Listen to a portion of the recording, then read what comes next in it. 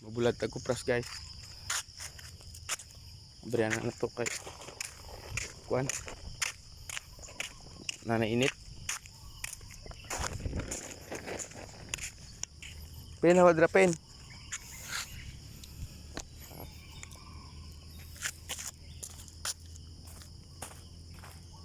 Iluon na to ni pen.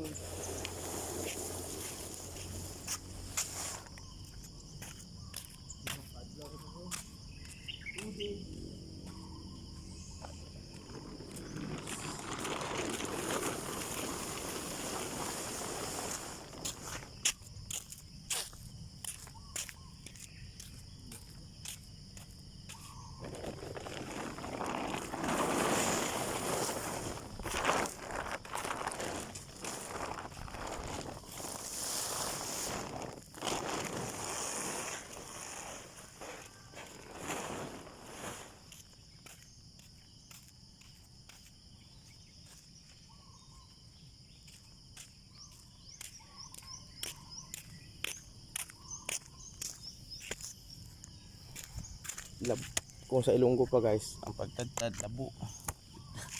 Labo. Pero kung kan tadtad Bisaya.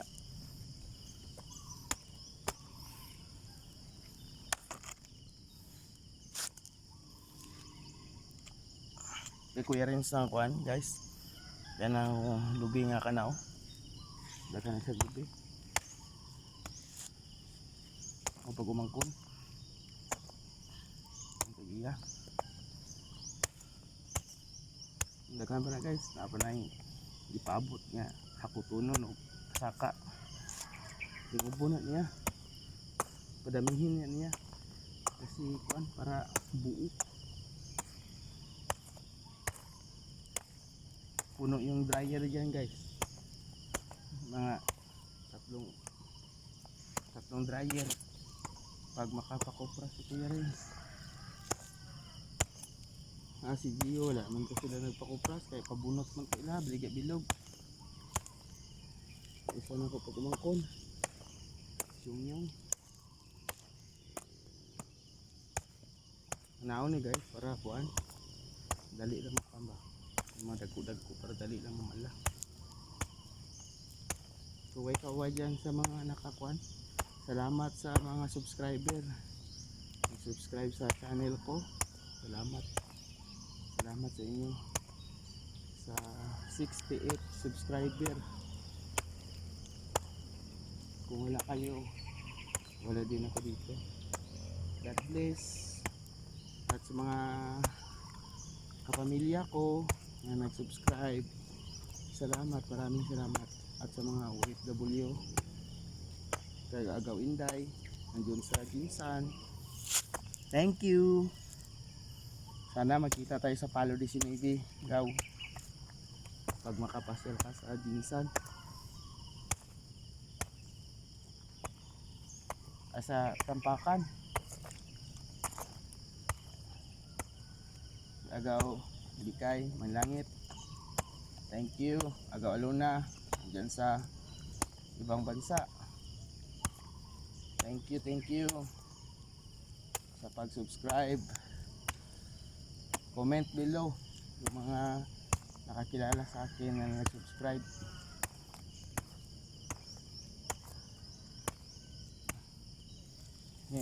Ay salamat din kay Dudong nag-subscribe. Kay Ren kay Renz, kay Gio, yung mga friends ko na mga kuan, i-subscribe nyo rin guys yung mga friends ko na YouTube, na may YouTube na mga vlog para dumami ang kanilang kuan subscriber, para makita rin sila sa buong mundo. Okay naman lang sa akin ito guys na konti ang subscriber. Importante nag-post lang ako para makita nilang buhay Mindanao pen yung palagi kong ginagawa. Pero minsan lang ako mag-post kasi sobrang busy, hindi ko na ma-videohan yung sarili ko.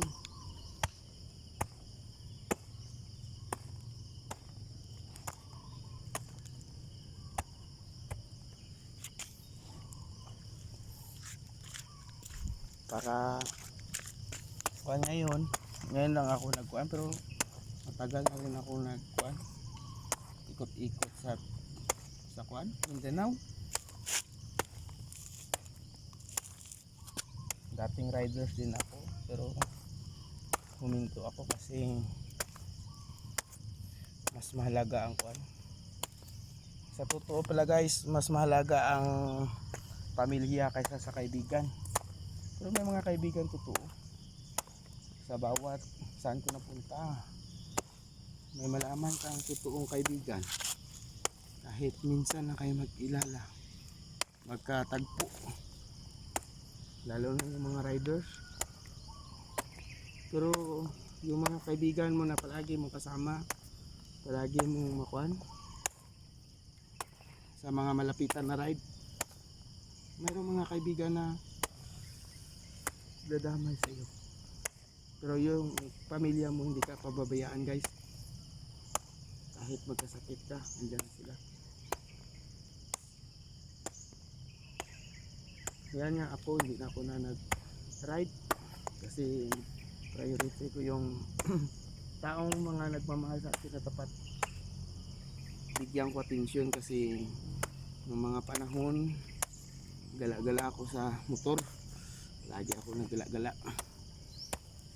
Hindi pa ako nag-video sa YouTube guys. Hindi rin ako mahilig sa nag-video. Pero ngayon, kung saan man sila ngayon, masaya na ako sa kanila. Ang buhay ay parang gulong.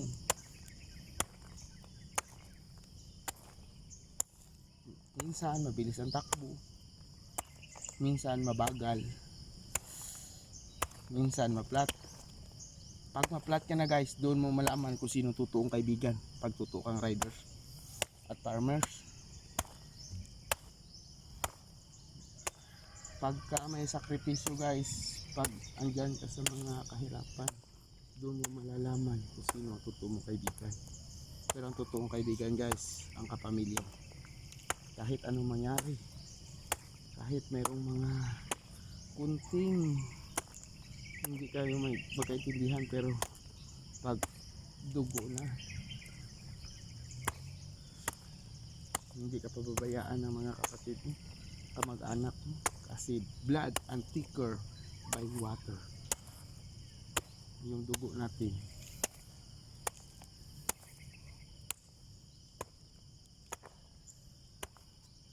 Kung andyan man kayo kung nasaan man kayo ng dako ng mundo, huwag kayong makalimot.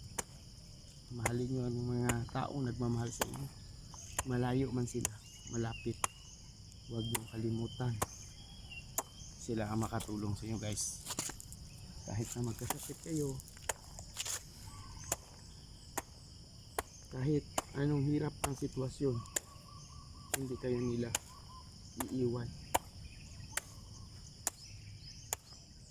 Yung mga kaibigan, kahit sabi nila na 10 years, 12 years na kayo nagkasama, wala yan sa totoong kadugo.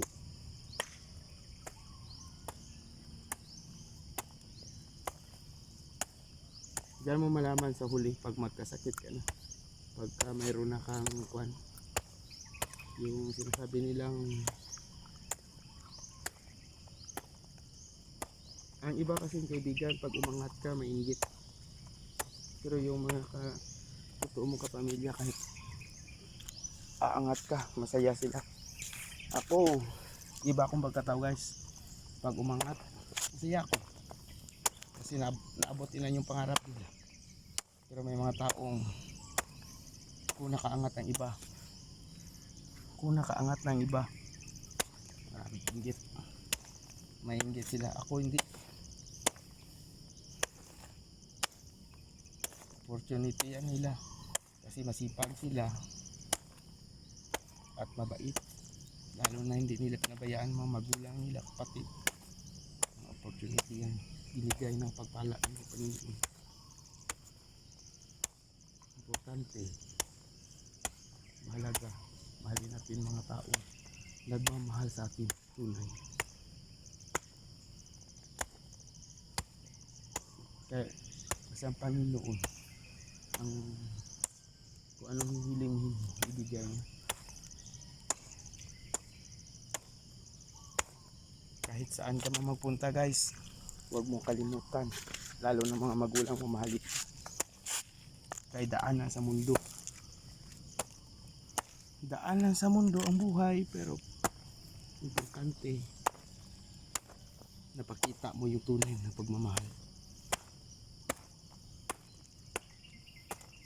Ganito yan sa amin sa Saudi, na ganito kupra para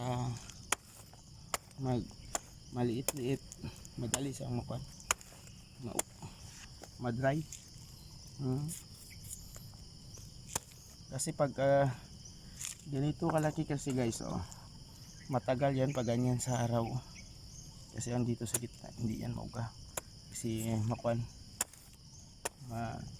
lilim ng araw, hindi siya maigo ng sikat ng araw. Ako guys, yung mama ko taga Bohol, yung papa ko taga Liti, mga settler kami dito sa Mindanao. Yung mga lulo namin dito na rin pinanganak yung mga ang papa ko. Yung mama ko taga Bohol yan, Bulanon, pure Bulanon. Yung papa ko, ang mama niya Ilocana. Yung papa Ilocana yung lula ko, yung nanay ng papa ko.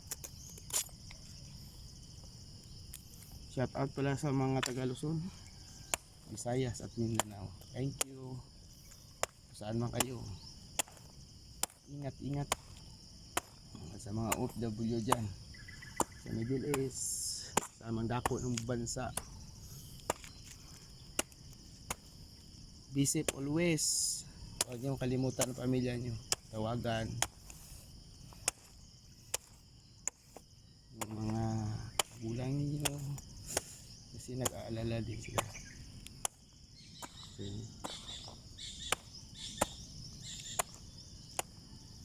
Tuloy nyo lang ang inyong pangarap, balang araw makakamit niyo yan. Sipag at tiyaga, dala panalangin, huwag lang makalimot sa may buong may kapal. Thank you for watching. God bless. Please subscribe, and subscribe lang. Am sandi na.